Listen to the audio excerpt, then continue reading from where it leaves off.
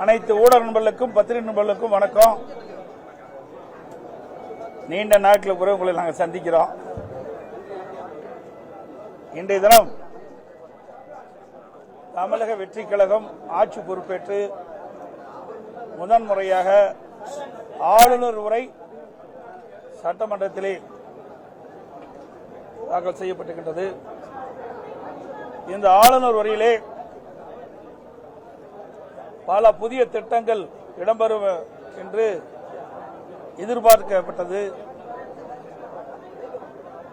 ஆனால் எதிர்பார்க்கப்பட்ட அளவுக்கு எந்த திட்டமும் புதிய திட்டமும் இந்த ஆளுநர் இடம்பெறவில்லை.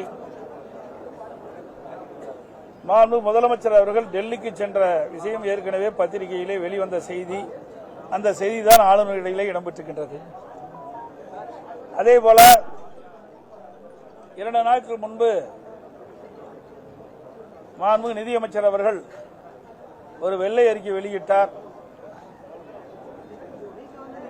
அந்த வெள்ளை அறிக்கையில் என்ன வெளியிட்டாரோ அந்த செய்திதான் இந்த ஆளுநர் இடையில் இடம்பெற்றிருக்கின்றன.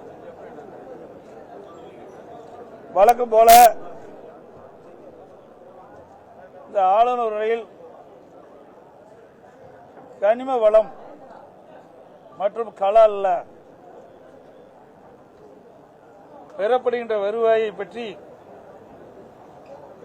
அதை முறைப்படுத்தி அந்த செய்தியை வெளிப்படுத்தியிருக்கிறாங்க. அதோட நிதி ஆதாரத்தை பெருக்கி படிப்படியாக கொடுக்கப்பட்ட வாக்குறுதி நிறைவேற்றும் என்ற செய்தியும் கொடுத்திருக்கிறாங்க.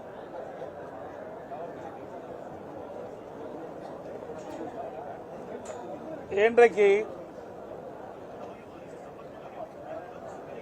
தமிழக வெற்றி கழகம் ஆட்சி பொறுப்பேற்ற பிறகு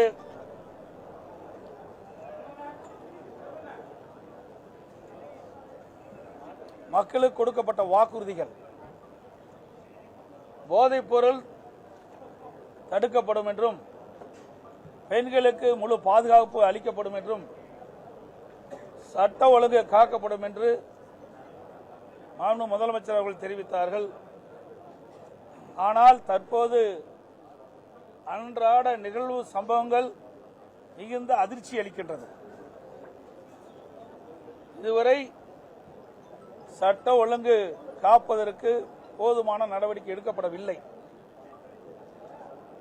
போதைப்பொருள் தடுப்பு பணிக்குழு அமைக்கப்பட்டவுடன் போதைப்பொருள் கடத்தல், போதைப்பொருள் விற்பனை உண்மை விட தற்போது அதிகமாக இருப்பதாக செய்திகள் வந்து கொண்டிருக்கின்றது. மிகுந்த வேதனையும் அதிர்ச்சியும் அளிக்கின்றது. இன்றைய தினம் இந்த ஆட்சி பொறுப்பேற்ற பிறகு பதியப்பட்ட குற்ற வழக்குகள், போக்சோ வழக்கு மட்டும் 150 வழக்குகள் பதியப்பட்டிருக்கிறாங்க. 38 நாட்கள் ஆட்சி பொறுப்பேற்று 38 நாட்கள் ஆகின்றது. இந்த 38 நாட்கள் டிவிக ஆட்சியில 150 பாலியல் வழக்குகள் பதியப்பட்டிருக்கின்றன. பெண்களுக்கு எதிரான பாலியல் குற்றங்கள் 126. ஆக மொத்தம் 276 குற்றங்கள் பெண்களுக்கு இழைக்கப்பட்டது.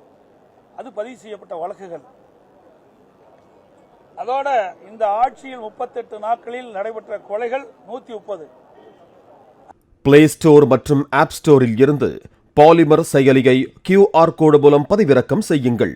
செய்திகளை உடனுக்குடன் பெறுங்கள்.